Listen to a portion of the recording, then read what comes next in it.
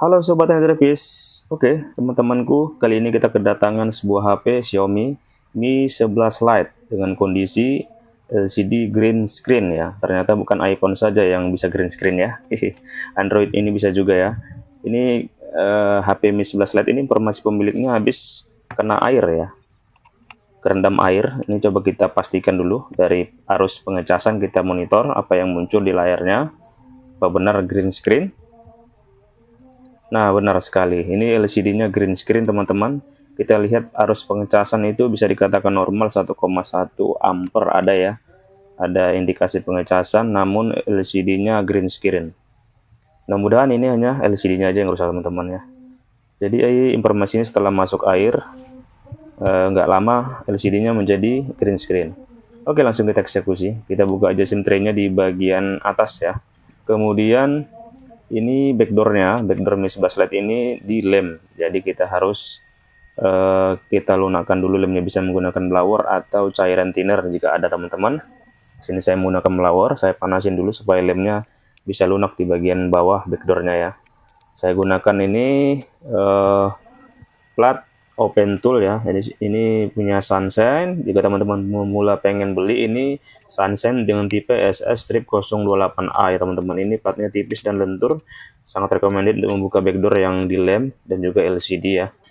Dan harganya cukup terjangkau. Oke teman-teman, ini prosesnya cukup lama karena di sini memang kondisinya sepertinya belum pernah dibongkar ya. Jadi lemnya cukup keras, saya gunakan sarung tangan karena harus menekan lebih cukup menekan ya, takutnya tangan luka kena platnya karena platnya terlalu tipis. Nah seperti ini teman-teman, sambil dipanasin agar lemnya yang di bawah di bagian dalam backdoornya itu bisa lunak ya, jadi kita enak untuk mencungkilnya. Nah seperti ini di bagian kamera juga ya. Nah ini dia sudah selesai. Lihat itu lemnya memang masih lem bawaan ya. Selanjutnya kita buka baut-baut yang ada di cover mesin, karena kita harus mengangkat mesin supaya kita bisa membuka konektor. Terlebih dahulu kita coba kita cabut dulu baterainya. Cuma kita cek-cek konektornya ya. Nah di sini kita cek konektor, kita cabut, kita pasang lagi. Coba kita cek pengecasan, masih juga green screen. Lanjut. Selanjutnya kita akan membuka baterai ya. Nah di sini coba kita cek lagi konektor, apakah ada yang kotor, coba dibersihkan. Nah di sini kelihatannya konektor LCD ada sedikit kotor, apakah karena air korosif.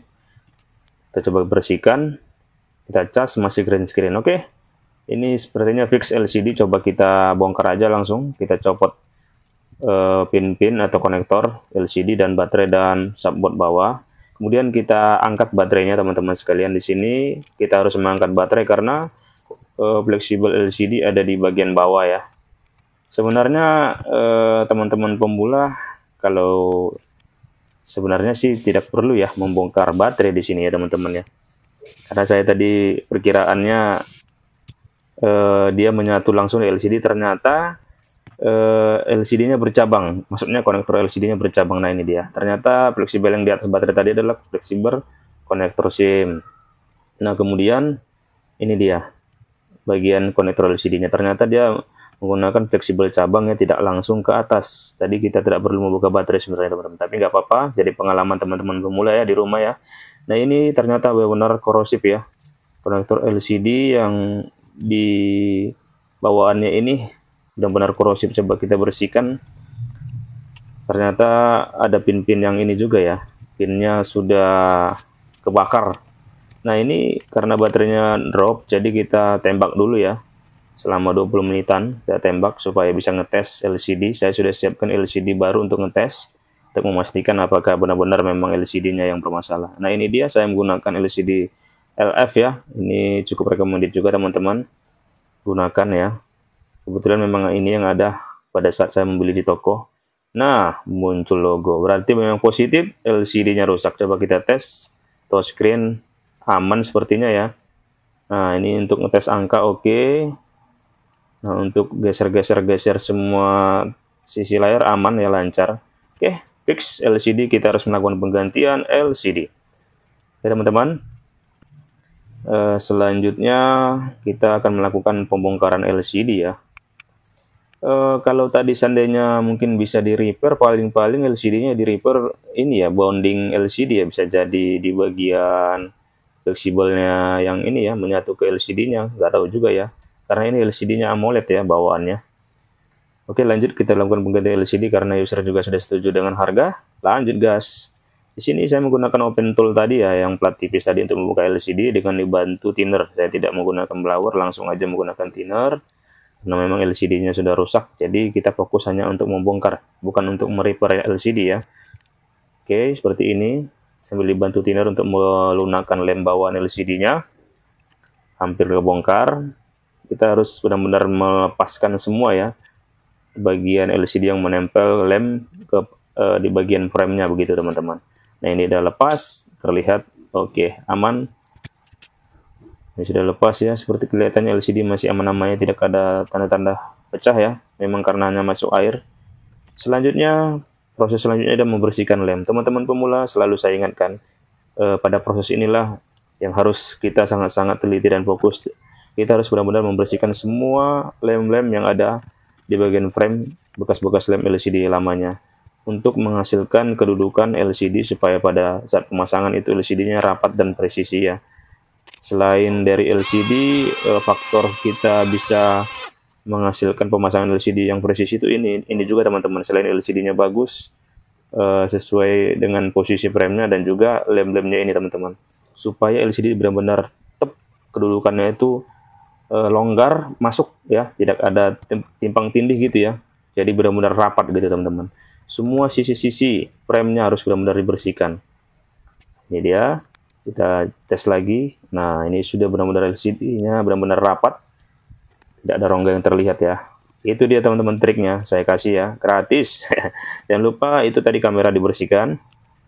Selanjutnya kita lakukan proses pengelaman. Saya menggunakan multicolor warnanya atau black ya. Ini di sini saya menggunakan T7000 teman-teman. Bisa beli di mana aja.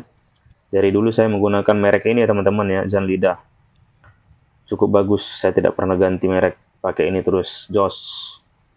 Oke teman-teman sekalian, lemnya itu jangan keluar dari frame ya, tepat di bagian garis frame-nya ya. Kan ada itu sedikit aja dia kedudukan LCD-nya. Nah, di bagian itu agak ke dalam kita lem agar lemnya tidak meluber ke bagian luar. Banyak kan terjadi saat kita ngepres atau pemasangan LCD, lemnya bisa meluber. Nah, ini teman, jangan langsung ditekan tapi diurut-urut perlahan-lahan agar lemnya itu bisa masuk ke dalam. Nah, kalau sampai lemnya meluber keluar, langsung dilap ya sebelum kering agar bisa nanti dirapikan lagi, dibersihkan. Ini saya menggunakan ngepresnya menggunakan karet ya. Secara vertikal 3 buah, secara horizontal itu 5 buah standar saya lakukan. Itu trik dari saya sendiri teman-teman ya. Jika ada regangan terjadi bisa dibantu dengan menggunakan selasi. Proses pengeringan kurang lebih 2 jam ya, seperti biasa saya lakukan 2 jam. Nah, kita pasangkan konektor LCD-nya yang di bawah tadi ya, kita tempelin. Kita pasang lagi cover penutup PCB bawah. Kita rakit-rakit lagi semuanya teman-teman ya. Jadi intinya seperti yang saya sampaikan tadi, bahwa untuk menghasilkan yang presisi harus benar-benar bersih ya lem lamanya. Ini cover mesinnya dipasang lagi, dibautkan lagi, semua konektor atau soket dipasangkan kembali. Seperti itu teman-teman.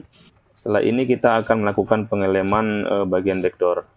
Backdoornya juga jangan lupa dibersihkan lemnya teman-teman ya, agar backdoornya juga presisi posisinya teman-teman. Nah, untuk backdoornya sendiri itu ada bekas lem lama, itu lem double tip ya, itu harus benar-benar dibersihkan. Nah, itu saya skip aja proses pembersihan lem-lem bekas di bagian backdoor lamanya ya.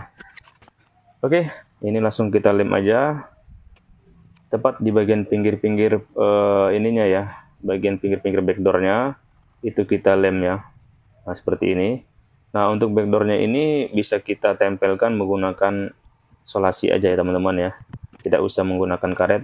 Bisa juga menggunakan karet, tapi saya sarankan menggunakan solasi. Jangan lupa tadi kaca kameranya dibersihkan di bagian dalamnya teman-teman sekalian, agar tidak terjadi kotor atau kabut. Nah, ini dia. Kita tes sebelum ini ya, sebelum kita serahkan. Proses pengalihan backdoor sama aja, 1 jam atau 2 jam. Nah, ini kita testing lagi. Nah, masih aman, kontras, ngetes LCD normal. Oke teman-teman, pemula begitulah cara lakukan perbaikan untuk penggantian LCD Mi 11 Lite. Semoga teman-teman pemula paham dan bisa melakukannya. Salam servis data servis. Mohon maaf jika ada kesalahan. Bye.